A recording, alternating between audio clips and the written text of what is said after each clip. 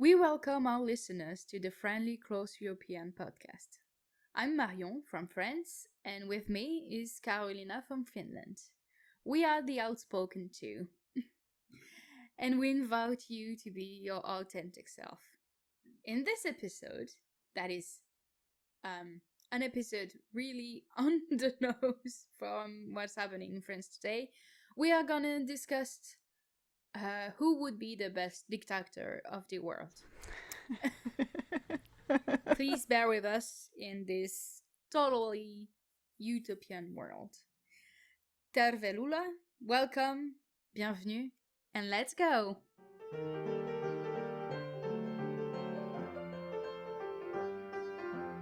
Yeah, we are dictators today because that's what the world needs, apparently. Yes. I have to say that this idea for the podcast it came towards the end of our last podcast because actually Mario went on a really long rant about what she would do if she were a dictator. And I'm like, this segue is very big from abusive relationships. So how about we make it its own episode? Yes, I'm sorry. I really drowned the one donkey. That's what you said in Finland. I think it's something with the donkey. Yes. Yes, I think you drowned 7 donkeys at the end of last episode. Yeah, I'm a bit. I rant a lot and I segue a lot also. Yeah, we don't plan our podcasts like super detailed before we start. That's why we also have ones that are less than an hour and then some that go on forever because we can talk and talk and talk and talk and never stop. It's even worse than that because we have a long list of subjects and we are in episode 8 and we still have made like it's the fourth subject because we made a lot of two-parters. We have barely made a dent to the list that we have about subjects that we were we discussed that we are going to do for the first season, and now we are adding more subjects in the middle of the season. So you guys are very welcome. I'm saying we have subjects for at least 3 seasons, I think. Yeah, more pop up randomly between our doing the episodes. And I have to say that this is a very interesting experiment, and I would like to think that I have an advantage for it because we actually did this exercise when I was living in France in the English talking class. Oh yeah, that was amazing class. Yeah, the idea was that everyone had to give a speech of why they would be the best dictator, and the class chose the best dictator with this 1 minute or 2 minute speech, and I was chosen the dictator of my classroom. So people are willing to give me power. So let me misuse this power now in this podcast. I'm a truly terrible dictator because no one wants to give me power, but I take it anyway. Oh, so we are completely different approaches to this. No, I think many people would maybe love my idea. I think. At least I love it. But it's more that many people think it's unfeasible, that it's too much out there and there is no way it's gonna happen, so why bother? It's actually the most thing that I hear because I'm a really like a dreamer and I really believe that we can make the world better. And most of the time when I think and talk about my ideas, people say, "Yeah, but it's always been like that. There's no way we're going to change that." And I want to believe that we can actually change and we don't have to repeat our mistakes. I don't think it's possible when I look at the world, but I want to believe that because for me, there is no other reason to live than believe that we can make it better. Yeah, those conservative unbelievers. Shame. And just saying that this is only for entertainment purposes, we are not running for the dictatorship of the world. But Yes, obviously, because the world as an entity doesn't exist. and let us unchain utopia. And based on your rant at the end of last episode that I edited out actually because it was going on and on and on, but I was listening. I'm so sorry. You'll have to listen to it another time, and a second time, for them to listen to first time. Yeah, we are both going to get rid of money or money as currency. Oh no. Oh, really? I thought that you said that you wanted to destroy money. No, I want to destroy the different currency, have only one money. Ah, yeah, that's true. I don't want to change the world all that much. Because if I want a truly perfect world, that's not what I would do. My dictatorship is something that would. Sorry, I love that word. Like my dictatorship. That's so so good. Cracks me up. Yeah, so I'm gonna explain a bit. Let's just start right here. So, to begin, the first thing we have in common is that we are dictator of the world. There is no country above us. You know, I'm ruling Asia, Oceania, Africa, Europe, the Americas. I'm ruling everything. Everything is mine. Yes. I want to feel like I'm a bit of an evil dictatorship, even though I want the best for people. Okay. Um, Oh so, my God. my idea is can't. actually quite simple. It's. What? I can't. I'm an evil dictator, but I want the best for the world. It cracks me up so bad. Just continue. I'm just cry laughing here by myself. It's good. So, the idea is to abolish every frontier. Like, not a country exists anymore. I'm ruler of everything. Woohoo! And Freedom. yes, and with this simple fact, I'm curing the world of everything pretty much instantly. You know why? Because actually, everything falls from that. Because there is no country who can have different basic laws, you have all the same way to treat people. Like, you have the same minimum wage everywhere. So you cannot go halfway around the world to get some cheap labor. You cannot make children work because everywhere around the world it's banned. You cannot hide your money when you have too much and you don't know how to do what to do with it, because there is nowhere to hide. Everyone has the same rules. There's no country who's like, we're gonna level from the bottom and not make you pay any taxes. But everything goes from there. It's easy. We have one currency, so there is no hyperinflation from one currency from another one. I can't believe that, but we are living through it, and I'm fucking mad that we are doing it, because we are living through shortage because of the war in Ukraine.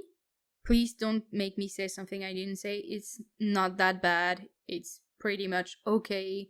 People are freaking out for pretty much nothing. The war is way worse than what we have is a lack of oil. Oh, okay. Yes, there are pretty much dozens of subjects on the TV about we don't have oil anymore because people are dying. Sorry, I'm still mad about the war. Is that the French news? Yeah, a bit. We talk about the war more seriously, but there are actually subjects of people filming in supermarkets where you see you cannot buy oil anymore. More than everything, the shortage is not real. It's because there are actually people buying way more than they need just because they are afraid of missing it. So now there's not anymore. And the fact that we are making speculation on maybe there's gonna be enough food for everyone or not, and that people can make money on people dying of hunger And I think that's insane. And people who do that should put a fucking bullet in their head. Oh my god, no, I'm beeping that. No, but you cannot like make money on the suffering of others. I think it's wrong. It's just plain wrong. Well, I thought capitalism is based on that. Yeah, but I don't like it. That's why you are the dictator who doesn't have capitalism? Or is it a system of capitalism? It's a system of capitalism because I don't see a way, but I'm not an economist and I don't know shit. Equality of a great dictator. I don't know shit.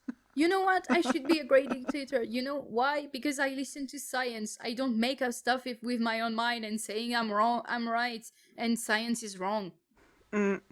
That's the true evil of our time. People thinking they can be better than science. So, to finish, so I'm listening to the economists to tell me what I can and cannot do. But the fact is, I believe that everyone should have at least a house over their head, and food and water and electricity and heat, and yeah, a bit of money to be able to live. So everyone has a basic income. You don't have to work if you don't want to work, because you know what? I'm working in a company where we hire everyone who wants to work. That doesn't mean they know how to work. And for the people who know how to work, they're a pain in the ass. So I don't think everybody is capable of working, and many of the meaningless job where you don't have to like think or anything are going extinct, and I think it's a great thing. People think that automation is something bad, but I think it's a great thing that we don't exploit human beings anymore. I think it's a good thing if we reduce the hours of a work week so that more people are available to get the jobs and people get the same pay for the reduced hours. Yeah, of course. The 30-hour week, of course, I think we should make it even less. I think 3 work weeks, 3 work days in the week, it's plenty. We don't need more. We are not existing to work. That's not true. That was never true. It's a concept that capitalism made. But I don't think we should get rid of money. If of course we should, and if the human nature would prove to me that if you have everything in an open shelf and you take just what you need and everything goes well, we could do that. But it's not gonna happen, and people won't work for nothing. Yeah, you just described my utopia because in my ideal world, like yours, we don't have any countries. I think the borders and everything are unnecessary and they actually, they make me anxious. I'm not nationalist at all, so maybe it stems from that. And I actually would abolish money. In my utopia, the currency is your contribution to the society. And I would try to make a common goal for everyone and unite us that way. In my speech at the English class, I said that a good New World Order starts with education for people, and I also think this should be localized. In some places, people are so poor that they can't send their kids to school. So I would make a system where they get more currency and currency like gives you a place to live and food and everything. And your contribution to the society is the currency. So actually you could be making music, you could help elderly people, you could pick up trash, or you can pursue that's a difficult word for Finnish mouth. You can pursue your passion in science, and that's your contribution to the society. I would also make changes to renewable energy sources. I would like to get rid of all the guns and Unfortunately, in the human history, wars have been the source of new technology, but we don't have wars anymore because you don't want more territory. So I would like humankind to have a common goal in that sense, to be united and help everyone. This includes also the forests and the animals that we have used for money and our own gains. So the currency is your contribution to society, and that's the basic income. And I'm sure there would be some mafia kind of thing that they are just uh, writing each other notes that they helped each other or something, but that's all already okay because under our system we already have unemployed people and it's not corrupting the system. I also would like to cap the workday to 4 hours, but you can do more work a day if you want. And then that way we could come together as a species. That's a beautiful dream. I was dreaming about it actually last night when I was thinking about my utopia. Yeah, that would be great. I abolish guns also. I hate war. I think it's stupid. We are physicists. Well, I never finished the degree, so I'm just a pseudo scientist. Yeah, but we studied physics, and I think you can tell me if I'm wrong, but I think we have a vision of a global Earth. We like astronomy as well, and we see the stars and we see the vastness of what is not us Mm. actually. And I think of the pale blue dot and what Carl Sagan said, and I'm not quoting because I don't know it by heart, but the fact that we are fighting for a like a tiny grain of dust Yeah. in the vastness of the universe, like people, like actually right now there is a war. There are multiple wars, but the one we are talking most is, and the one who is closest to us is Ukraine and Russia, and like Putin is just fighting to get a small piece of a small grain of dust for a short, really short amount of time. Like when you think about it that way, you think about how insane it is to want to own, and I'm quoting the own because what? A piece of land like that is so small when you look at it from the distance. And I think it's fucking stupid. That's why I don't like borders. I don't like the idea of because you are born somewhere means that you have to stay in this place all the time. Like there is no like the human species is the story of a migrating people that we settled everywhere. You don't own anything. Like who said that the first person who owned a piece of land, who gave him the rights? So nobody should own anything. So yeah, I don't think that we are going in the right direction right now, and I'm so mad. And the fact is, people may think that I'm not proud or I'm not loving my country, and I'm not a nationalist. And the fact that I want to protect France at every cost and stuff like that, but I actually love being French. I lived in another country and I loved mine more than anything. I love my country, but I also believe, and many people who are bicultural can tell you it's possible to have multiple culture inside you and to follow multiple rights and multiple traditions. Like in France, we have really different tradition in in the different regions, and my parents are from two very different regions. It's Brittany and Alsace. Bretagne et Alsace. It's at the opposite of France, like it's in the two corner of the star. And they really have different tradition, different history. Uh, Bretagne was an independent country and has really deep tradition with the sea and with its food and everything like that. And Alsace is also has a deep history with the different wars when they changed country with Germany and everything like that. And they both have their language and they have so many traditions. And my parents are both proud of where they came from.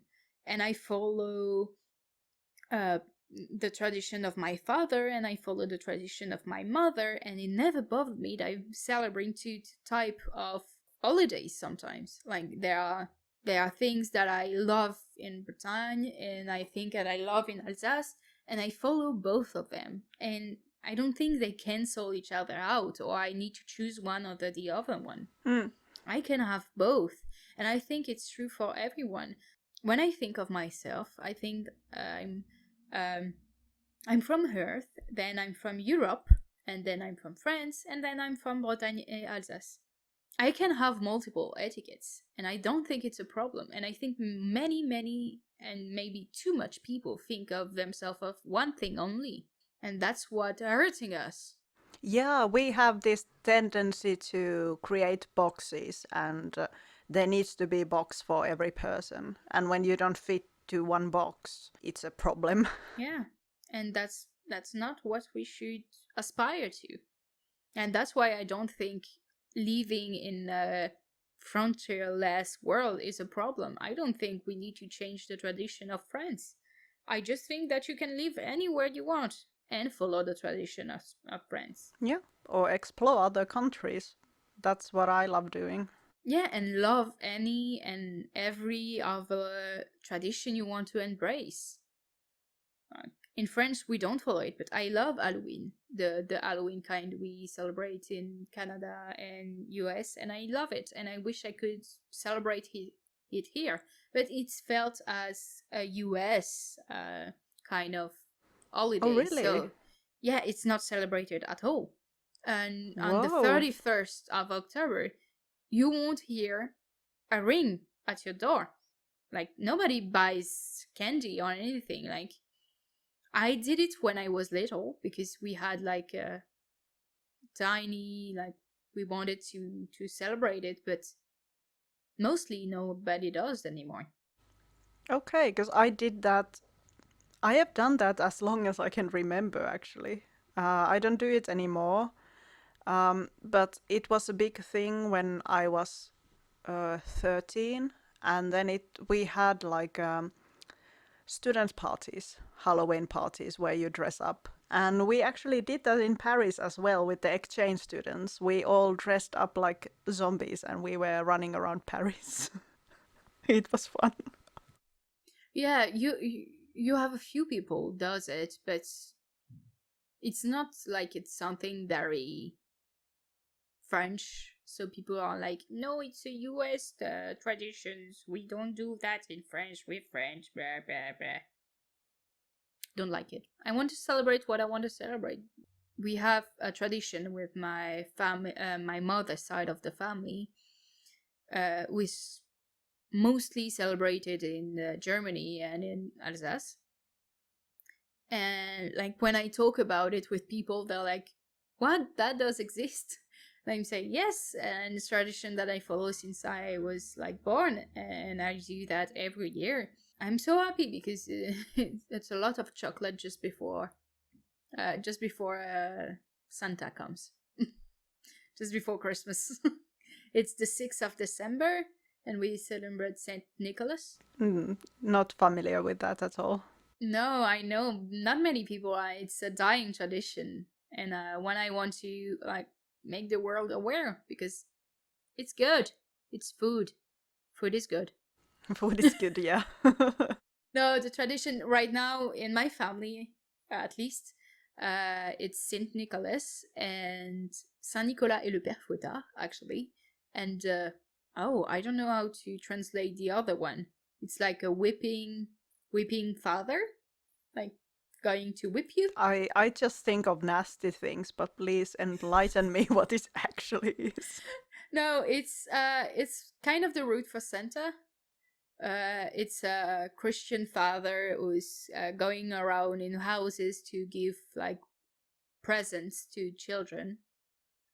But if uh, you are not a good child, you get coal and a whip, a whipping. Ah, okay. Yeah, yeah, yeah. I've heard giving coal to the kids. Here we give them sticks if they are not behaving well. Yeah, if they misbehave, it's coal. And in my family's tradition, we are making a special type of pastry. Yeah, pastry, something type of bread, something like that. It's called manele. I'm not sure I'm pronouncing that right, but who cares? Nobody's gonna know what I'm talking Everyone about. is coming at you at the comments. Yeah, it's funny because my boyfriend is learning those words and they are not written the way you are saying it because we pronounce ma ne le and it's written ma na le. Oh, okay, that's weird. That's Yeah, weird. Don't break the remaining of my French from my brain. it's not French, it's Alsacien. It's a Ah, different language. yeah, yeah, yeah. I've heard it spoken once. I was visiting an ex in Alsace, and he was house sitting for an old lady that was speaking Alsatian. And of course, I didn't speak German or French at the time, so it was just German spoken in a French accent to my ears. Yeah, it sounds more like German, but it's a mix of the two, a German French language. And yeah, and we do that. It's cooked only once a year on the 5th of December because you get the pastry on the night from the 5 to the 6. Like it comes from the night to the 5 to the 6. And you get some tangerines and mandarins and stuff like that, like little oranges. And you get some cookies that are traditional as well that you cook before Christmas. They are Christmas cookies. They are really special recipes that are close to my family's heart. I talked about it a bit before. And you get chocolate. And that's great. And I love it because I had you wake up on the 6th. You wake up to a plate full of food, Hmm. and I like food. Food is good. But I have to say, French chocolate is not good. Like, this might be an opinion, but I am used to the Finnish chocolate. And when I was living in France, I missed Finnish chocolate and Finnish candies. I missed them so bad. You guys don't know how to make candy. I'm sorry. Oh no no no no! Yeah, yeah, You're yeah, yeah, so yeah, wrong. yeah. We take all of our kanji from Germany, so Yeah, we so don't. it's awful. No, it's so good. See? It's Haribo. Haribo, c'est bon la vie pour les grands et les petits. Yeah, sponsored by no one. Please, Haribo, I love you so much. The dictator of the world is asking. Yes, you don't understand. Last summer, we went to the to the museum of Haribo in France. We bought close to 100 kilos of candy. 100 kilos. No, no, no, no, no, no, no. 10 kilos. Sorry. I Okay, put a zero too much. I was like, you filled your car, baby. No, no, no, no, no. We bought 10 kilos of candy. The biggest amount I have bought candy ever with my boyfriend was close to 2 kilos, and it lasted us a very long time. And this was Finnish candy, because Finnish candy is life.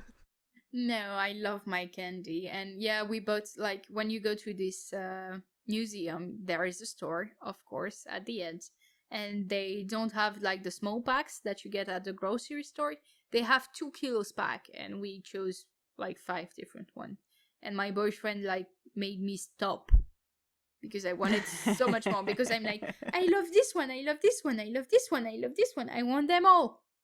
My boyfriend wouldn't have dared to stop me. He knows that I am the boss, and I remind him occasionally that I am the boss. And then he says that he is the king, countering my point completely. So no, wait, yeah, we had a lot of candy, and I love cooking, and I love like everything that is sweet and fat. My life is great. We have again taken the donkey very far from utopia, unless the That's true. utopia is Finnish candy everywhere. I want French candy. No, German candy. They're not French, but German candy everywhere. Did I make you taste the salty licorice? Yeah. Salmiakki? You made me try so much things with licorice things, and you know I hate it. You remember the shot we did at your family, au pair family? The drinks we had with the dad. With your alcohol. No. You don't remember the night. It hasn't left me traumatized. It was only you who was traumatized. No. You don't remember. We spent, I think it was the first night I came to their house. And we drank with the dad. And you made me like try some Finnish alcohols. One was with licorice taste. And I was like, no, I won't like it. So I had 2 shot glasses with 2 different alcohols. And I tried the licorice one first. I took the shot. And then I said, oh my God, it's disgusting. So I took the second shot right away. I did both shots in one go. And I was like, oh my God, it's too much for me. I know one foreign person who likes salty licorice. He's a Belgian friend of mine, and he is a champion because when I have visited him, he always asks me to bring this salty licorice to him. And that's like, you are a real friend. No one else likes it. Have I ever told you the story how the father of the family tried to sleep with me? I think you did, but I don't remember it. It rings a bell, but not that much. You may have mentioned it, but not told the story. Yes. So, diverting the conversation even farther from the dictatorship, I was an au pair in France. And I knew the family from the time when I was studying at the university in Paris, in one of the universities in Paris. I was a nanny for them, and they asked me if I wanted to move in with them and be their au pair. And I accepted happily because I knew the family and the kids already. And while I was there, the father negotiated an open relationship with his wife. Ooh, doesn't sound good. Well, I'm okay with that. If it's okay for both of them, I'm like, oh, go for it. And actually, you were there when he was talking about it. How would you seduce someone in a relationship? It was one of the nights we were sitting and talking till 4 a.m. with the father. Yeah. And I think he was interested in BDSM kind of things, but he wouldn't ask me directly. Instead, he was reading, what's the name of the book? 50 Shades of Grey in front of me.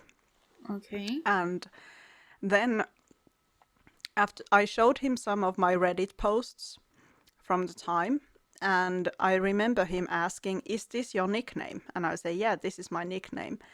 And not long after that, I got a message on Reddit. And it said that you seem very bored in your life in Paris. Would you like to be involved in some kinky play? Oh. And I'm like, you know the feeling when you go to confront someone and you know that they did it, but no one is like placing the elephant on the room or addressing the elephant on the room. I went to talk with him. I had a hunch that it's him who tried to like ask me over the internet if I would be willing to try BDSM things with him, which I'm very sure it wasn't what his wife had in mind when I moved into their house. I'm pretty sure as well. Yeah. And the conversation went, yeah, someone reached out to me on Reddit and wants to do PDSM things with me. And he's asking, who do you think it is? And I think we both know that it was him. You know, there's this weird atmosphere in the room. And I said that it might be from the fact that I have been posting on the Paris subreddit. So that's why people found it. And not long after that conversation, I felt that he was kind of distant from me. And not long after that, I moved back to Finland. And I haven't heard from him since. I have been talking with the mother sometimes, but I've never gotten a message back from him when I sent him an email. And I have a feeling it has to do because I didn't become his sex slave, kind of, in the apartment. Oh, that's Which is, again, not good. who has this kind of experiences in life. And even if he wanted that to happen, I would have much appreciated him coming to me directly to discuss it with me and not sending me a weird message on Reddit to see if I would be willing to do it without doing it to my face.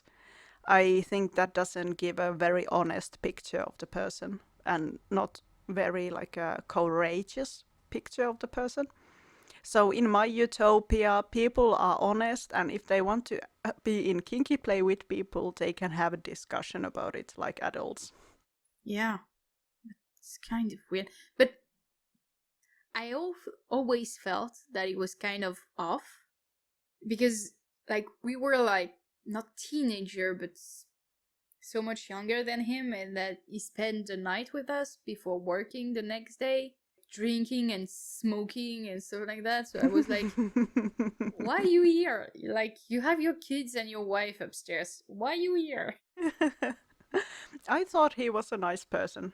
Oh, yeah, that's not what I'm saying. I think it was nice too, but I always felt that it was kind of weird that it was there. Yeah, I didn't see it. It was one of the weird things. It wasn't actually the reason why I left, even because I don't care if you are not willing to discuss things with me directly. I'm not addressing them, but just popped into my mind when you were talking about him. Is there something else about the dictatorship? No, I think that we need to abolish frontiers. I think everything flows from that. I don't think we should, like, we have like regions and stuff like that in France, and they are controlled, and they have different like budget and stuff like that, and they make things happen for their people. And I don't think it's wrong. I think frontiers are bad, and you should get to move wherever you like, whenever you like, and you should never be called a migrant for it. Actually, this reminds me of a question I wanted to ask you. Are you paying your taxes yourself, or are they deducted from your paychecks? We changed really recently, like it's been less than 5 years, I guess. I think I was not paying taxes at this point because I wasn't working. And now we have it from it's called prélèvement à la source, and we have it deducted from our pay. Okay, because I was wondering, because I was under the impression correctly, because I didn't know about the recent changes, that you are paying your taxes yourself. And this is so foreign to me, because in Finland it has been deducted from our paychecks forever. And we get tax returns. And I have been thinking why we don't adopt this system all around Europe, because we have such good examples here in the north of it. No, but you are a good example for everything, and nobody wants to do. I've been taking Finland as an example for many, many things during my lifetime now. And the only response that I get from French people is not that we should aspire to have something more like Finland.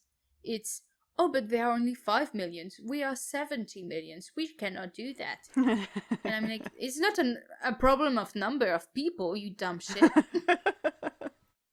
That's not an excuse to be shitty, you know? Like the fact that we get every fucking year, we get even worse at school and stuff like that. We don't know how to teach children, and everyone is miserable all the time. And you have the happiest country ever. You have the more trust in your politician. You have the more everything, and I'm so mad at it because we don't have it, and I want it now. So maybe you can start your dictatorship from the European Parliament. Yeah, like it's been like for sure the two that I talked about in the last episode are going to. It's one of them who's going to be president, and like you know what, I truly believe that everyone should and has the right to vote, but come on, don't when you are old and nothing matters to you anymore, please don't make shit happen to us. You know that most of the people who are over 75, 65, are saying like they are retired people, right? And they are the only ones who wants to retire at 50, 60. Fucking, I cannot say numbers. They asked people who they voted for, and it was massively the old people who voted for Macron, the one who is already in place. And they massively think that their retirement age should be raised up to 65. And those are the people who are not concerned by it. Like, they are already retired. Yeah. Don't make plans for my life when you already ended yours. Yeah, I got mine. You are not getting yours. Yeah, I think it's... Yeah, on some level, I think they should have a right to vote, but not on those kind of issues, because they don't care. Obviously, they don't care because they are like, oh yeah, I could have worked like 5 years more, when we all know you left the day you could. Yeah, exactly. And I've been thinking about this. I think that we should ask the young people what kind of changes they want to make, because it's their future. It's not the old people anymore. And obviously, in many countries, the problem is that the age, like gap, not gap, the diagram of the ages is so that there are less and less young people. And more old ones. Yeah, so it gets harder for us to make a difference because there aren't many of us, or there are less of us.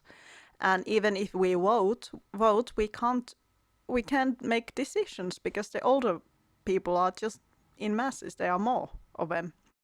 I also think that there should be an age limit on where you can like present yourself to any elected office. Like, at one point, you're too old. Just get out. You don't understand the world anymore. Just get out. We have people who have been like in parliament for like 30 years. They never worked a day in their life. They don't know what is real life. Just get out. We don't care. Move your ass over. We don't.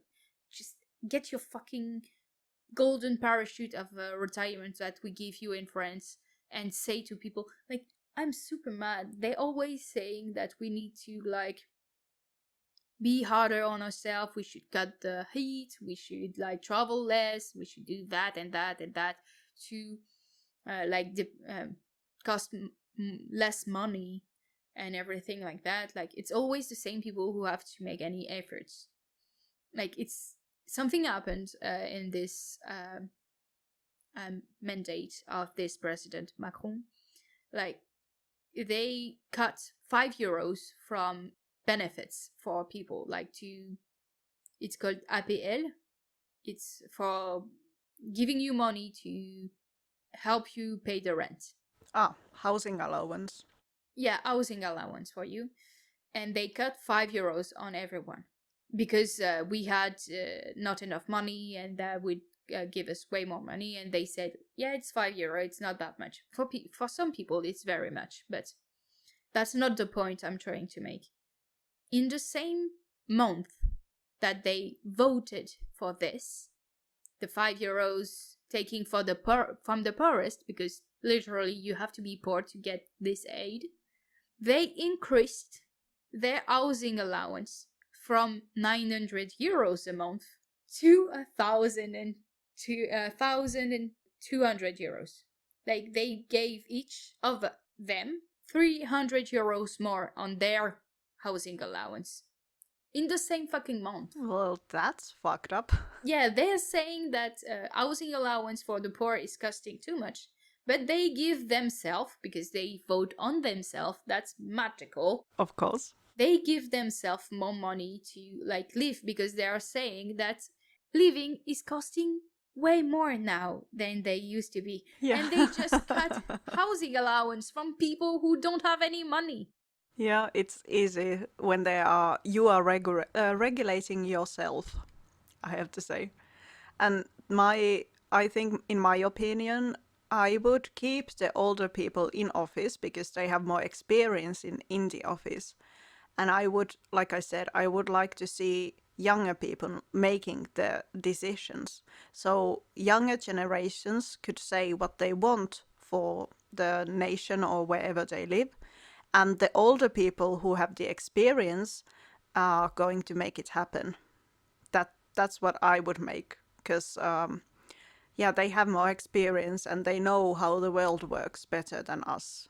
So Yeah, I would that's true. give them the job to make our utopia. That's kind of true and kind of not true, because I don't think they know how the world works, actually. Because, in the same vein of what we just heard, what I just said, we had a new deputy, a new parliament, and one of the elected ones, they roughly make €6,000 a month. That's their salary. And they have like car that are paid with chauffeurs, and they have housing allowance and stuff like that. So pretty much nothing costs them any money on the 6,000. So pretty much 6,000 is like an allowance, and just enjoy it, And the fucking girl said, now that I'm being elected, it's so hard to live on €6,000. I have to eat pasta, and I cannot even put butter in it. Okay. Like, she said to a nation of people who have a median income of €2,000 that she cannot live on 6,000. Yeah, it's also, in Finnish we have a saying, ei ne suuret tulot, vaan pienet menot, which means it's not the big income, but the minimum spending that makes you kind of rich. Yeah, but it went like really, everyone was mad at her, because they're like, okay, so increase the minimum pay in France at 6,000 if you think it's not enough to live. Yeah. Like, what are you doing? Because you're not increasing the pay from everyone, and you think that €6,000 is not enough to live. So what gives? This reminds me of one debate we had.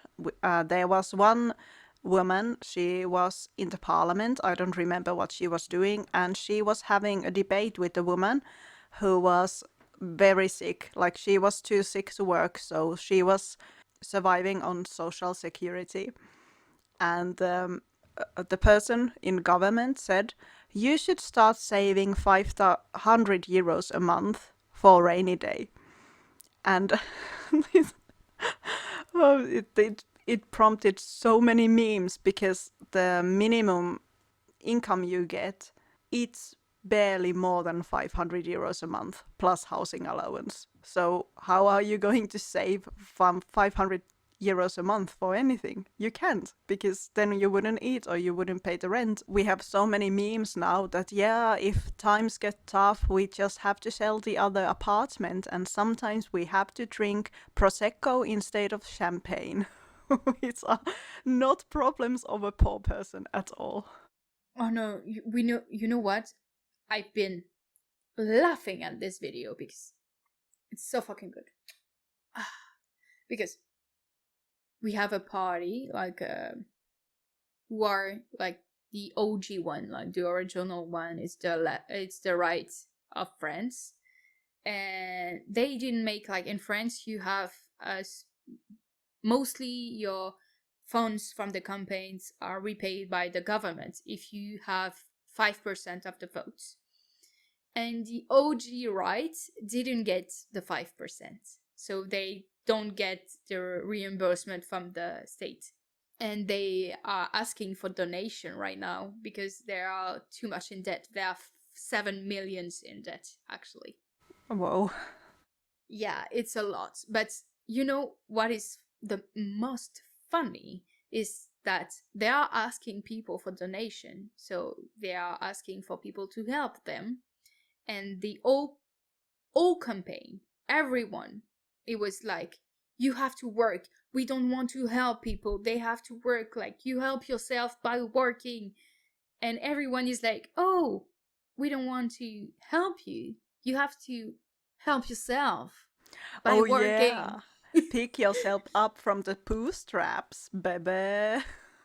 Yeah, and it's funny because the candidate, she's very the video is really funny. If you can see it, even if you don't understand, the tone of the voice says everything. She's like, I'm in debt. I don't know what to do. It's so funny. And she's like, I'm 5 millions in debt personally. Oh my god. Girl, you have 10 millions in just houses. Just sell a few and you won't have debts anymore. Oh. Oh my. Yeah, but who would like to give up from theirs when everyone just has to help themselves?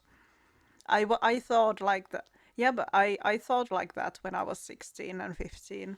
I thought that the most important thing in life is to get a well-paying career and earn my own money. And I have grown as a person in the past 16 years so much from that. I don't think like that anymore at all.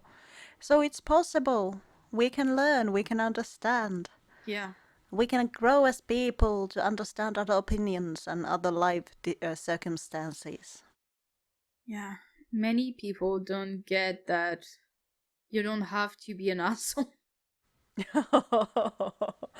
I think that's a good ending to this episode. You don't have to be an asshole. It's a choice, Karen. We are looking at you. Yes, it's truly a choice. You don't have to be an asshole. It's not because your day was bad that you need to make other people feel bad. And one thing that I would do in my utopia, I might add, everyone has in once in their life, at least for a month, working in the service industry. Any Oh yeah. position where you have Oh to my interact with God. other people. Because truly, you learn that people are shit in this position. Yeah, you learn to appreciate the polite people Yeah. very quickly. I have so many stories of people Oh, like me not too. even saying hello to me. I'm like, I'm not a fucking machine. Say hello. That's a good episode, actually. Should we do that next? Why not? Our worst experiences in the customer service. Oh yeah, I have so many. That's not fair. Yeah. It can be like 5 episodes, I think. Oh. I have so many of The them. next 4 episodes. Yeah. People are not polite, and I think that everyone should get a job like this once in their life and not forget how people treat you and try not to do that to other people. And many people don't care to treat people like shit. They know they are shit people. They just don't care. Or maybe they think they are too good for them. And that is wrong. Nobody is too good for anyone else. Whatever is your qualification, whatever money you have, you're never too good for another human being. Yeah, I think we are all equals. Yes. I don't care who you are. Me neither. Beautiful. Are you saying the outro? Yes. I'm going to say the outro in my beautiful, sexy voice. Yes, please. That's all for this episode. Do you have anything else to add, Karoliina? I'm the best dictator. No, I'm the best. Oh, yes. Vote for me. Yes, Vote we for me. will make a poll when we'll get this video, this podcast out. We'll make a poll, I think on Twitter. We'll see. Anywhere, we'll make a poll and you can choose your best dictator. You can also vote in the comments below. Yes, we know we haven't talked a lot about this on this hour episode, but you know what? Just figure yourself what we mean. We are very good politicians. We are just touching the subject and talking about something else. We don't need to prove how good we are and not explain what our real ideas are. You just have to like our personalities. Everything goes with personality. Yes, believe in my campaign. You don't have to know what I want from you. You just have to like my face. Sorry. So, let's get back on track with this outro. So, we invite you to follow us on social media. You can find us on Twitter, Instagram, YouTube, and Facebook. You can find us on any podcast platform. With this poll, I guess everywhere else. If you have any questions or something you would like to tell us, you can email us at theoutspoken2@gmail.com. Thank you for watching us on this weird-ass episode of really, really great rants and tangents. And thank you. Catch you all guys next time. Love you. Moi moi.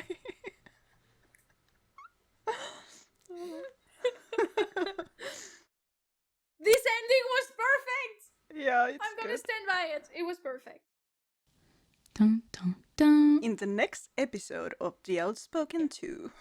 Thorns, yeah. I started to remove that, because I have to like use my hand to make the bouquet, so I have to be able to like hold the flowers. And she says, "Do you have to do that? Because I'm really in a rush. It's like hurting my hands if I don't do that." And she's like, "Oh yeah, I know, but I'm in a rush." And I say, No, I'm just gonna do it like that, because I'm not gonna just put fucking thorn in my hands just because you're in a rush. You just manage your time better, woman.